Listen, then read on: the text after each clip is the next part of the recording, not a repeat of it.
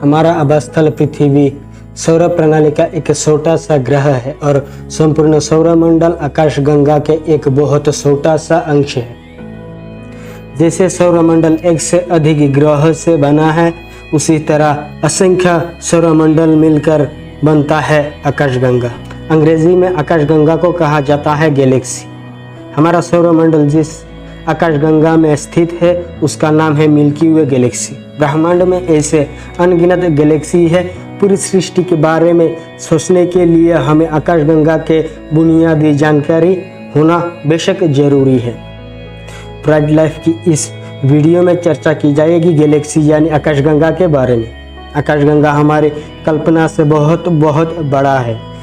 सूर्य के वास्तविक आकार को कोई भी कल्पना नहीं कर सकता, लेकिन सूर्य आकाशगंगा के तुलना में एक परमाणु के बराबर। हमारे सूर्य से भी बहुत बड़ा असंख्य सितारा, नेबुला और ब्रह्मांडीय पिंडों के संयोजन में आकाशगंगा का गठन होता है।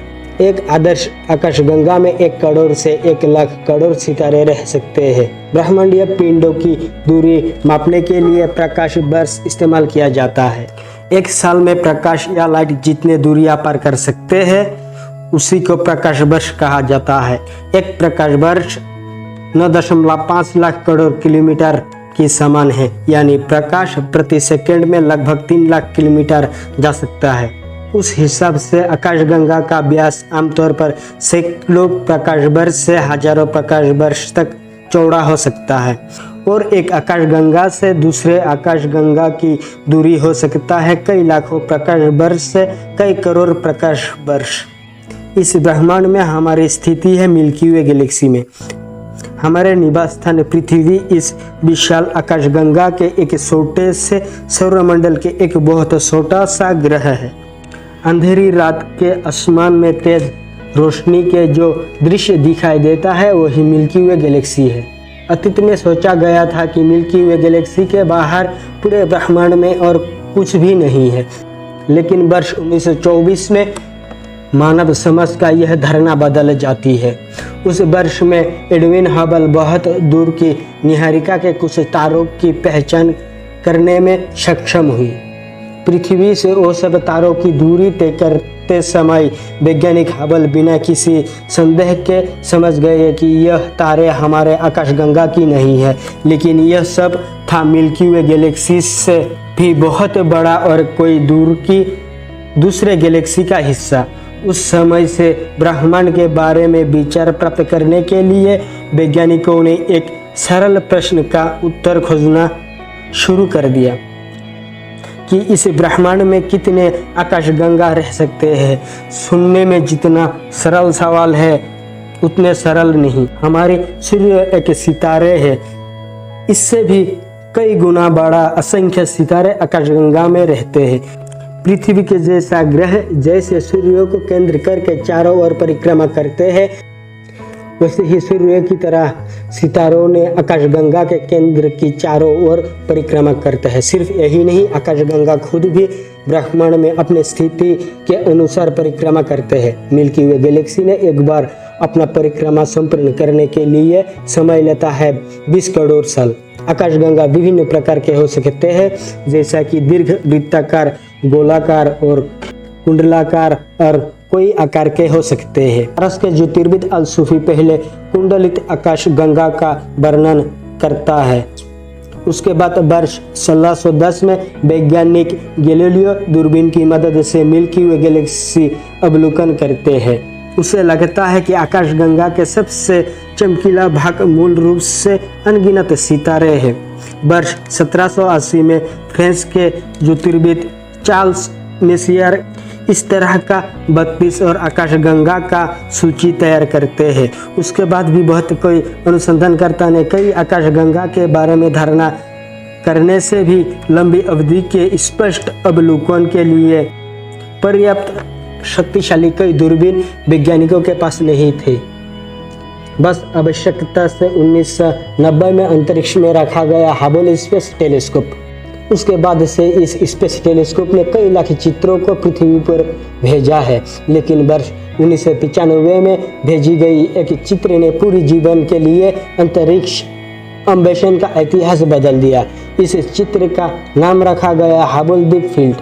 सिर्फ इस फोटो में ही लगभग 3000 से भी ज्यादा आकाशगंगा देखा गया है, जो संपूर्ण ब्रह्मांड की तुलना में बस एक बिंदु की राशि है। बाद में हबल टेलीस्कोप समेत अन्य अवलोकन उपकरणों के साथ और कई दूर के असंख्य आकाशगंगा के अस्तित्व के बारे में जाना गया। वर्ष 2021 के नवंबर में अंतरिक्ष में भेजा जाएगा हबल से भी 100 गुना ज्यादा शक्तिशाली जेम्स वेब स्पेस टेलीस्कोप। नए अंतरिक्ष टेलीस्कोप ने कार्य शुरू करने के बाद संभव अंतरिक्ष के बारे में हमारी धारणा पूरी बदल सकती है। अंतरिक्ष के जहाँ तक मनुष्य टेलीस्कोप के जरिए देख सकता है, सिर्फ उसके आधार पर आकाशगंगा के बारे में यह सब विचार व्यक्त किए गए हैं। आधुनिक उपकरण के जरिए अंतरिक्ष के जहाँ तक देखा जा सकता है उसे कहा जाता है ऑब्जर्वेबल यूनिवर्स, यानी देखने योग्य ब्रह्मांड। वैज्ञानिक के धारणा देखने योग्य ब्रह्मांड में लगभग 12,000 करोड़ आकाशगंगा रह सकता है। जहाँ देखने योग्य ब्रह्मांड खत्म हुआ है उस सीमा को कहा जाता है कॉस्मोलॉजिकल होरिजन, जिसको हिंदी में कहा जाता है ब्रह्मांडीय क्षितिज। इस ब्रह्मांडीय क्षितिज के बाहर निश्चित रूप से और असंख्य आकाशगंगा छिपा हुआ है, जो मानव के कल्पना से परे। वैज्ञानिक द्वारा आविष्कार किए गए किसी भी उपकरण से वह सब अवलोकन संभव नहीं है और अभी तक देखने योग्य ब्रह्मांड के 90% आकाशगंगा अभी भी देखना बाकी है। हबल यानी जेम्स वेब के जैसे सिर्फ 2 टेलीस्कोप से सारे आकाशगंगा यानी गैलेक्सी देखना संभव नहीं है। ब्रह्मांड के सभी क्षेत्रों में आकाशगंगा की स्थिति एक जैसा नहीं है। कुछ क्षेत्रों में आकाशगंगा का घनत्व तो अधिक है, वे सब क्षेत्रों में विभिन्न गैलेक्सी एक दूसरे के साथ टक्कर के परिणाम स्वरूप एक हो जाता है। इस वजह से आकाशगंगा की संख्या कम हो सकता है। हमारे मिल्की वे गैलेक्सी के पड़ोसी आकाशगंगा के नाम एंड्रोमेडा गैलेक्सी। अगले 400 करोड़ साल के अंदर मिल्की वे गैलेक्सी और एंड्रोमेडा गैलेक्सी टक्कर खाकर एक दूसरे के अंदर समा जाएगा। टक्कर लगने के बाद 2 आकाशगंगा के संयोजन में एक आकाशगंगा का बनने के लिए समय लगेगा लगभग 10 करोड़ साल। इस 2 आकाशगंगा के संयोजन के बाद जो आकाशगंगा का उत्पन्न होगा उसका नाम होगा मिल्कोमेडा गैलेक्सी। आकाशगंगा की इस अनंत ब्रह्मांड के बारे में जितना ही अनुसंधान हो रहा है उतना ही वो हमारे समझ के परे जा रहा है। अंतरिक्ष में मुख्य तौर पर 2 तरह का आकाशगंगा देखी जाती है, एक है नीली आकाशगंगा और दूसरी है लाल आकाशगंगा। जिस आकाशगंगा में अभी भी नए नए तारे का जन्म हो रहा है उसे नीली आकाशगंगा कहा जाता है, और जिस आकाशगंगा में नए नए तारे का उत्पत्ति की प्रतिक्रिया बंद हो जाता है उसे कहते हैं लाल आकाशगंगा। वैज्ञानिकों के धारणा के अनुसार 200 करोड़ साल के बाद एक नीली आकाशगंगा लाल होना शुरू कर देता है।